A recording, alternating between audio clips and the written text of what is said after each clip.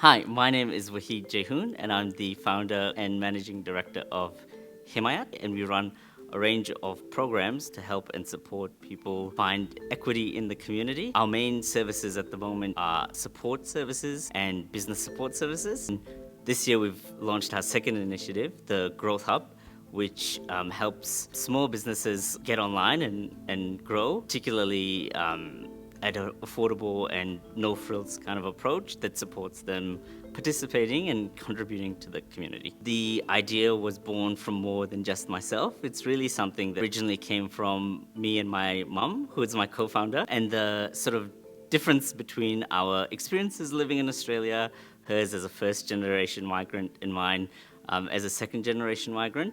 I think we together have seen and learned a lot about assimilating to life in Australia and how we could do that in a way that serves community and also allows us to feel at home. I think over the course of the last 2 years, there's been a lot of instances in the community, especially where we've seen people who should have access to services miss out because of unfortunate circumstances. Maybe they don't have the right advocacy, maybe they don't have the right supports in place, or maybe they just don't have the right information available to them. And I think these are all problems which can be solved quite easily. And so really, I think taking a really grassroots community-led approach to how we understand the problems we're trying to solve in the community and the impact we're trying to have is, I would say, that's really the founding mission. In its simplest way, a social enterprise is a business that trades not just for profit, but for purpose. And so really it's about using the principles of business to help solve social problems in the community and to do so in a way that's self-sustainable. So I really enjoy and I really love the concept of a social enterprise. What we're trying to do is solve problems which businesses are uniquely placed to solve. And the ways that we try and solve those problems, and not just us, but other social enterprises, is that we apply the rigor of business and the sort of commercial practices to make sure that we're operating and advocating and leading change in ways that only businesses know how to do, but also in a way that doesn't just think about the commercial return or the profit, but also the social impact as well. The reasons why you might choose a social enterprise over a charity or a for-profit business, it definitely has its benefits and considerations. Charities, I think, unfortunately, sometimes they can be restricted in how they operate and might have to seek external funding or be reliant on grants. And that can be tricky because if the grant runs out, then so is the ability to continue the good work that they do.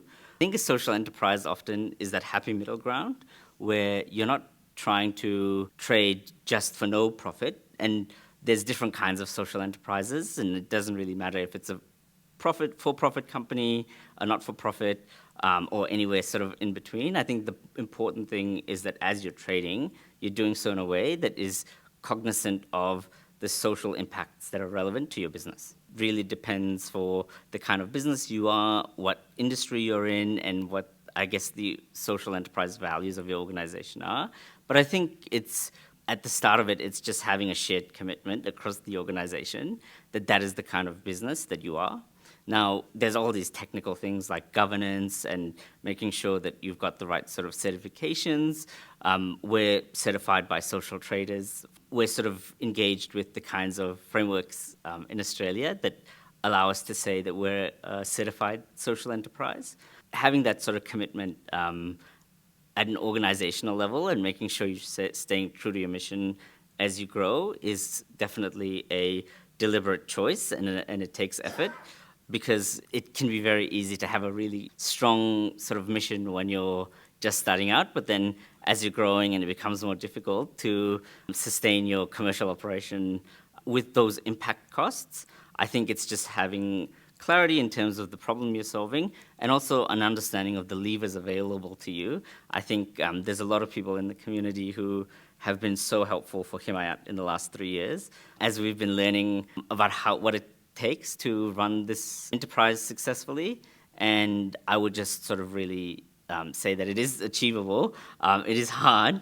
It's much harder than it probably should be, but there's a lot of people who are really invested in the community and helping shape that ecosystem. I would recommend getting certified through social traders, through People and Planet First, or through your relevant social enterprise body in your state or territory, specifically because I think it gives you access to opportunities and networks that you wouldn't have otherwise. I've benefited a lot from having access to things like networking events, resources which are publicly available to members, and also subsidized access to things like accounting, consulting, or grant writing opportunities. I think really being able to say that you're a business that trades for good and able to back it up through independent verification benefits you not just in terms of the outcomes you can get from it, but also in marketing your business as a business that is doing that. Impact reporting is probably one of the most important things that a social enterprise should do, because if you're not able to communicate the outcomes that you're providing in the community, it's quite difficult actually to advocate for yourself as a social enterprise as opposed to something else. So there's a lot of tools that are available online, and I would even just recommend when you're starting out, use an Excel sheet, because the important thing is that you're tracking and measuring. I would really shout out, there's a really cool social enterprise called The Data Conversation, and they run a lot of free webinars and things on how you can get more available, you can get your impact reporting more available. I would also recommend engaging someone who has any kind of like a data background, because they probably have a lot of really cool and innovative ideas about how you can capture some of that data without being super onerous on your business. Starting a social enterprise has been one of the greatest things and most fulfilling accomplishments of my life so far. I would really recommend that you do it, and I would really recommend that you recognize that what you're doing is starting a business which is putting out a lot of good into the country and into your local community even. Particularly, I think, drawing on my experience and the experience of other social entrepreneurs I've had the privilege of meeting, I think it will be tougher than you probably expect, but I would really suggest to keep moving and keep going with it, and to really seek access to those networks in your community, whether it's local meetups, depending on the state or territory that you're from, or even online. Get a sense for what's out there and what's available.